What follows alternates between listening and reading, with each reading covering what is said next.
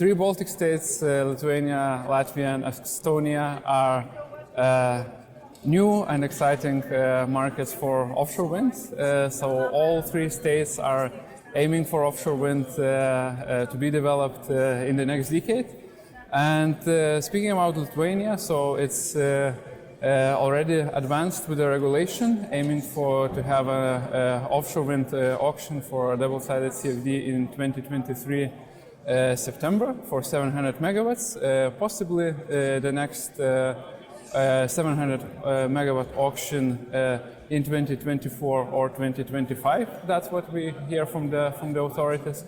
And also Baltic states are a nice example of cross-border cooperation with joint Latvian and Estonian project to be auctioned in 2025 or 2026. So it's very early stage, but the joint project by two countries, WIND project, which might be to up to 1 gigawatt capacity,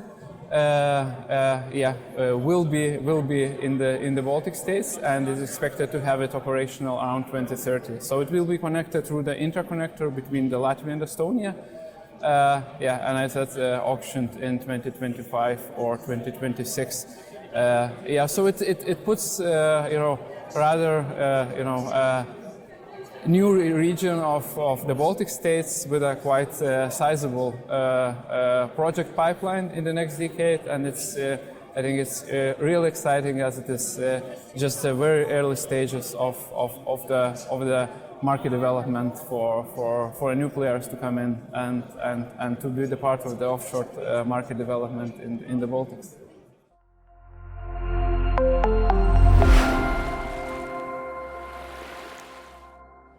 So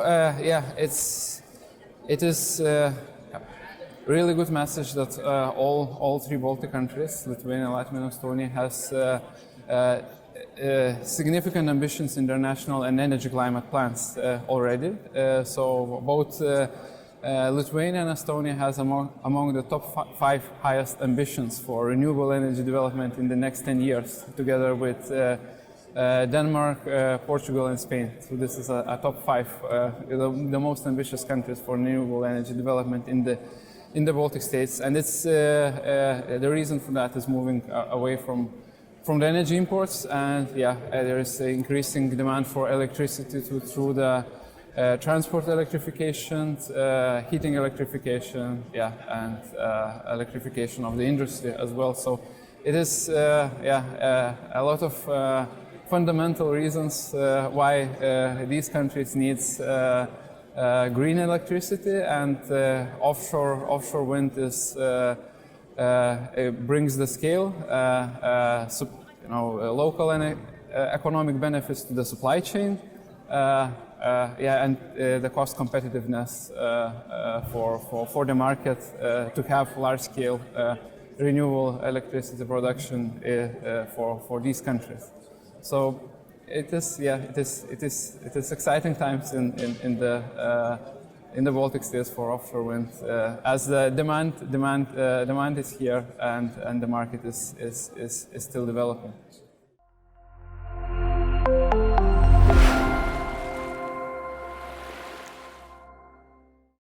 It is a good that there are ambitions for offshore wind development. Of course, it is an emerging market, new market, so of course there are some bottlenecks because there are not existing regulatory framework in place in some countries. So it's a question of whether the regulation is ready to accommodate the new project development in the Baltic states. Of course, there's also a question of the grid integration, how the large quantities of renewable energy from the sea will be integrated to the onshore grids, and how big the projects can be in these countries. So because all these countries separately are not that big, but the region itself is quite sizable with a almost 30 terawatt hour consumption. But it is, and I think it's a cooperation in the cooperation field. It's a good example. The synchronization project. So it's already the 3 TSOs cooperating on the synchronization with the Europe project, and it's also can be replicated to the offshore wind development and the grid development onshore. And another bottleneck is also a bottleneck and also an opportunity. So the supply chain in the Baltic. So it's as it is early stage, it's a lot of opportunities for the ports, for the companies in the port town to find their niche market, so they find their role in the supply chain of offshore wind.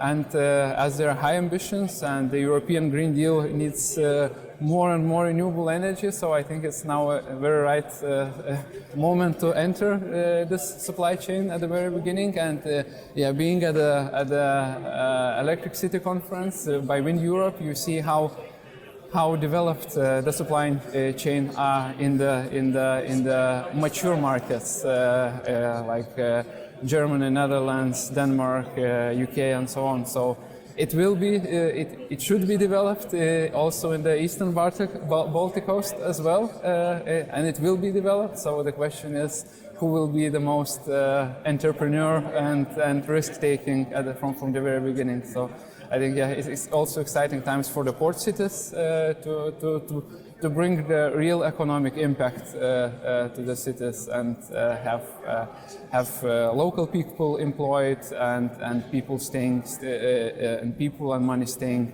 in the ports.